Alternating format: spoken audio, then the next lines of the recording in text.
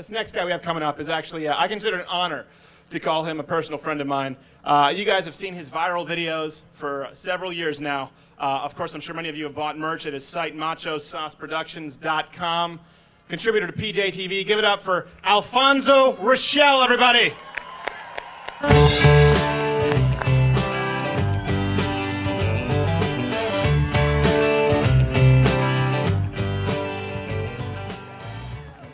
How y'all doing?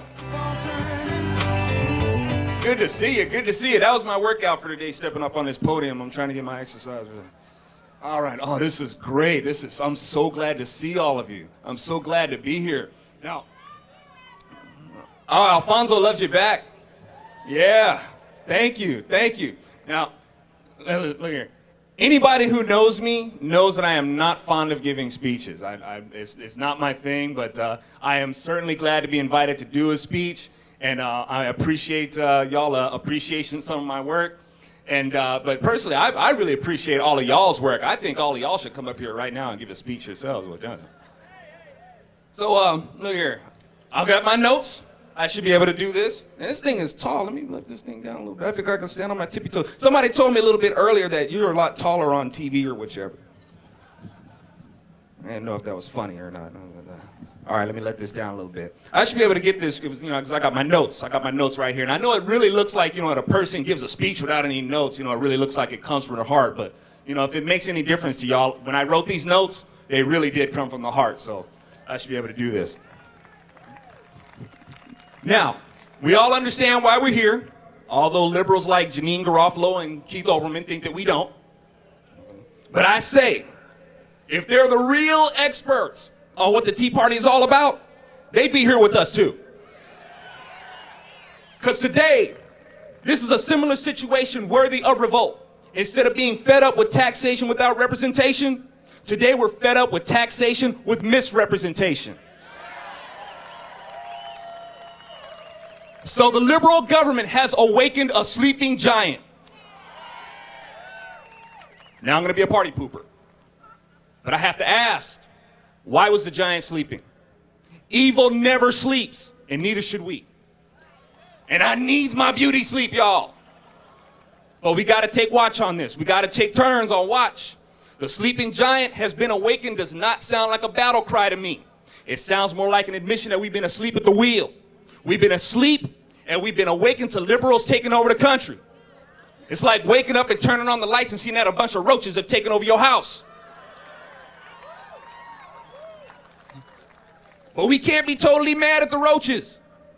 Because if we got a house full of roaches, that means we've been a little lax on our housework. But the truth is, y'all, it's not that we've really been sleeping. We've been working. And while you've been at work, there's been a culture and a government scheming to get more of what you work for. We got to clean this problem up. Now, in cleaning this house, I have an approach I'd like to share with y'all. Now, I'll be the first to admit that America is in a bit of a mess. But the things the liberals don't seem to understand is that you can't clean up a mess by trashing it. Now, on the right, we know we got a mess in the House of America. Do we curse the House of America? No.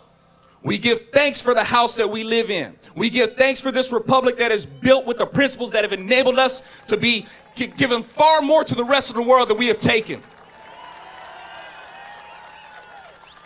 No other country in this earth has given more of its time, its money, or its blood in the exchange of freedom than the United States of America has. Now, am I proud to be an American? I'm gonna be party pooper again. Proud isn't the word for me. I'm thankful to be an American. See, liberals resent being Americans, yet they won't leave. They're miserable people who want to drag us into their miserable state. And this cynical culture elects other cynics into office to represent them and impose on us. Y'all, let me tell you, cynicism is a very easy way to relate to people and a very cheap way to look intellectual. Cynicism has been the ingredient for satire and politically oriented songs, and liberals have been using it to the hilt. You need to know what you're up against, y'all. The taxes that are being imposed on us truly suck. They really do. but that's just a symptom. A certain kind of mindset has to be shaped in the culture that invites all these taxes. A culture that elects other people to stand on a soapbox and say, I want to spread the wealth. I want to take more money from you for somebody else to take advantage of. We have a culture that has paved the way for this. The problem is much deeper than taxes and the economy. The state of our economy is symptomatic. The diagnosis, I'm going to get in a lot of trouble for this one, is a deficiency of God.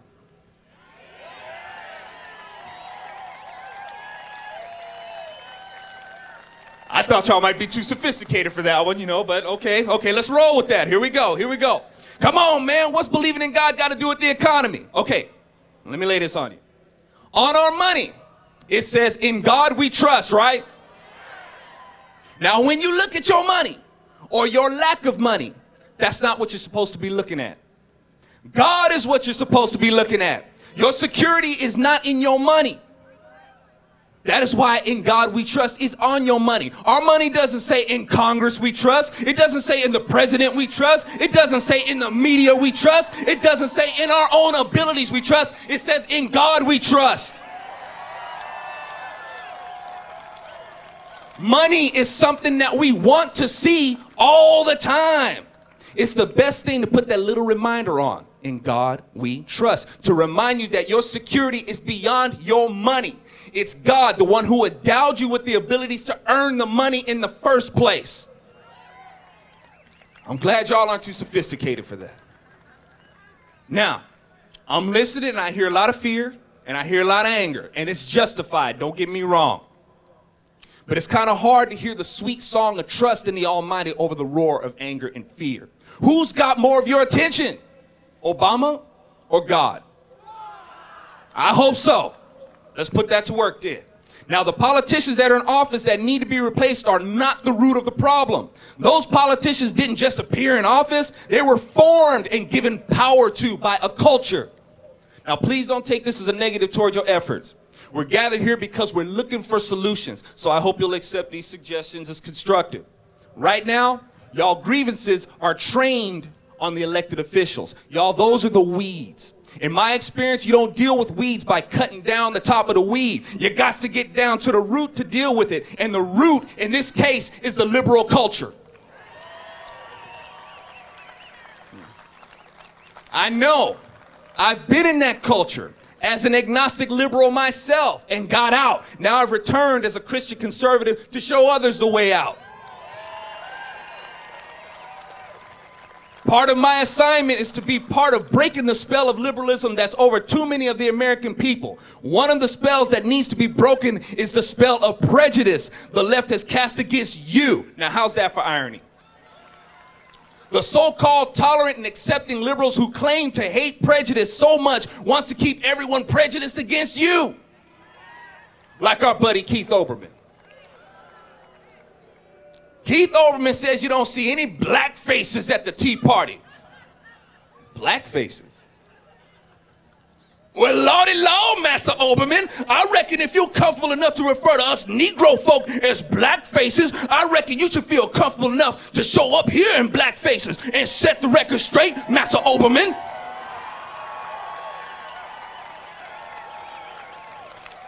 Now here's the deal. A big part of why there aren't a lot of black people here is because they don't want to come.